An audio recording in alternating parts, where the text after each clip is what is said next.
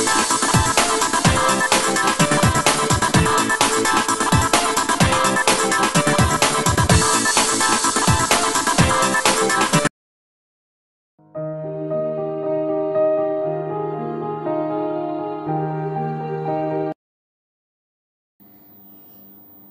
morning, students. Today I am going to start your lesson 9 of English.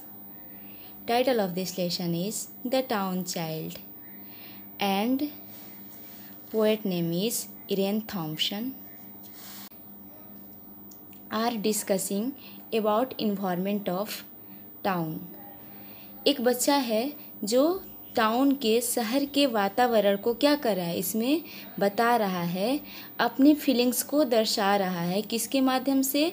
एक कविता के माध्यम से, पोएम के माध्यम से।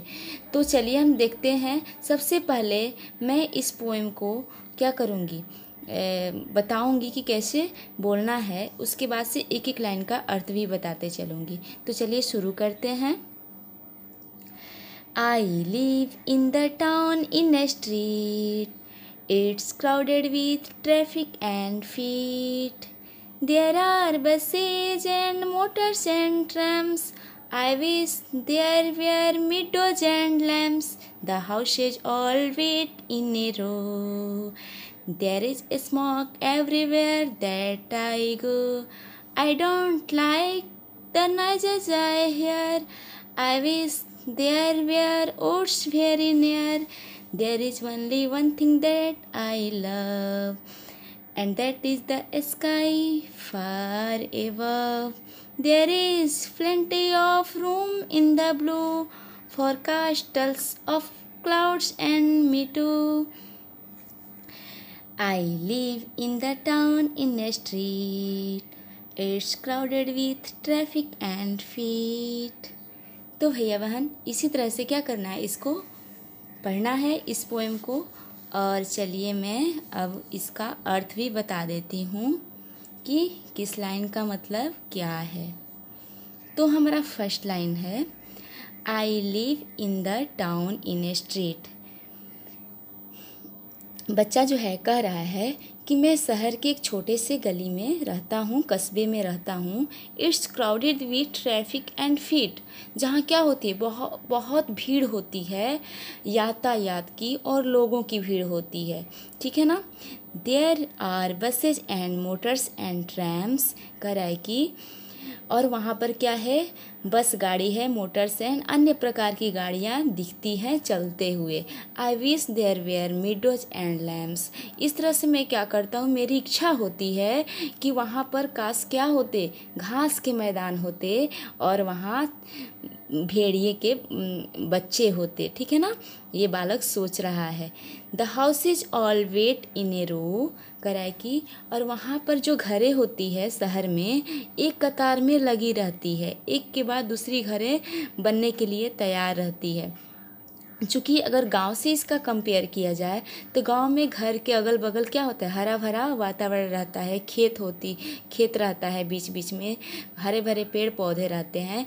ऐसी बातें शहर में नहीं होती। वहाँ पर पॉपुलेशन क्या है, गांव की अपेक्षा ज़्यादा है। तो वहीं कह रहा है कि the houses all wet in a रो, घरें जो होती है कतार में लगी रहती है, एक के बाद दूसरी घर, दूसरी के बाद तीसरी घर, इस प्रकार से। नेक्स्ट देखेंगे, there is smoke everywhere that I go, करे कि मैं वहाँ जहाँ से भी जाता हूँ, जहाँ भी जाता हूँ शहर में, मुझे क्या मिलता है, धुआं ही धुआं मिलता है, ठीक है ना। चूँकि यातायात ज़्यादा है शहर में और उसी के चलते क्या होता है, चारों तरफ धुआं ही धुआं रहता है। I don't like the noises I hear, और वहाँ इतनी शोरगुल होती है, जो शोरगुल हमें क्या है, पसंद नहीं है। शहर की जो शोरगुल है वो हमें क्या है, पसंद नहीं है। जो मैं सुनता हूँ वह हमें अच्छा नहीं लगता है।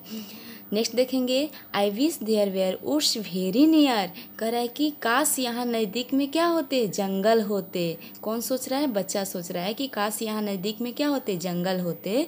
There is only one thing that I love, कह रहा है कि मुझे एक ही चीज़ पसंद है।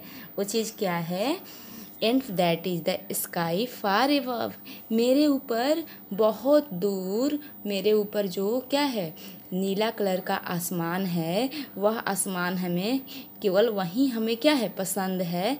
There is plenty of room in the blue, और उस नीले आसमान में बहुत सारे कमरे हैं। For castles of clouds and me too, कह रहा है कि और वो किसके लिए है, जो बादल के महल हैं और मेरे लिए भी। देखते हैं ना आप लोग कि बादल में अलग अलग प्रकार की आकृतियाँ दिखाई देती हैं, बच्चे उसमें आकृतियाँ ढूंढ ही लेते हैं, ठीक है ना। अलग अलग प्रकार के शेप ढूंढ लेते हैं कि देखो बादल में ये बना है, बादल में वो बना है, इस प्रकार से। तो वहीं कह रहा है कि there is plenty of room in the blue sky में क्या होता है, बहुत सारे कमरे दिखते हैं। फॉर कास्टल ऑफ क्लाउड्स, जो किसके लिए है, जो बादल के महल हैं और मेरे लिए भी, ठीक है ना। तो वहीं चाइल्ड क्या कर रहा है, बता रहा है कि शहर का जो वातावरण है बहुत भीड़ भाड़ वाला, बहुत शोरगुल वाला वातावरण है, और अपनी इच्छा को दर्शा रहा है कि हमें क्या है शांत जगह, और हमें प्राकृतिक नेचुरल जो इन्वायरमेंट है उस बच्चा को क्या है पसंद है, ठीक है ना। तो अपनी इच्छा के साथ उस शहर के वातावरण को क्या करे, कंपेयर करके बता रहा है। तो भैया बहन इस तरह से ये लेसन आप लोग का कंप्लीट हुआ। और आप लोग इस पोएम को आज क्या करेंगे, आप लोग का ये होमवर्क रहेगा कि आप कॉपी में इसको अच्छे हैंड राइटिंग में लिखेंगे, और फिर इसको जिस तरह से मैं बोली हूँ उसी तरह से इसको पढ़ेंगे और इसको रिमेंबर करेंगे। और फिर नेक्स्ट में इसका क्वेश्चन आंसर सेंड करती हूँ। तब तक आप लोग पढ़ते रहिए, समझते रहिए। थैंक्स।